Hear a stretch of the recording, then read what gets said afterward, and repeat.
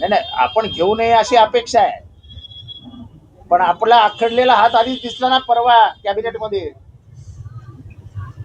जेव्हा गणित लावलं गेलं आणि पोपटाळा मांडला गेला तेव्हा 8,000 रुपये पडले तरी. गणित आहे ना साधं. खतांचे देखील पैसे निघणार नाही या 8,000. अहो खतांचे काय कसलेच पैसे निघणार नाहीत हो. अख्खे गुरंढोरं वाहून गेलेत, शेत वाहून गेलेत, रडायला जागा नाही अशी परिस्थिती आहे शेतकऱ्यांची, रडायला जागा नाही.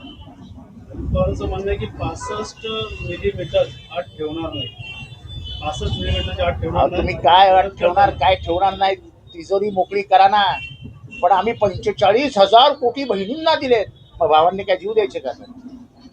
शेतकऱ्यांनी काय पाण्यात बुडून घ्यायचं, स्वतःला आत्महत्या करायची? आणि तुमच्या 1,500 रुपयावरती काय त्या मग विधवांनी जगायचं?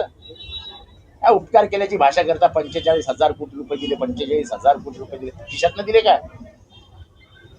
मी महाराजांचं स्पष्टीकरण दिलेलं आहे का वाटतं सरकार त्या पद्धतीने चालणार का? महाराजांचं स्पष्टीकरण दिले रयतेसाठी तिजोरी, हे फक्त महाराजांचा, बाकी काही महाराजांचं पाळायचं नाही. यांनी महाराष्ट्र धर्मच बुडवायला घेतलाय.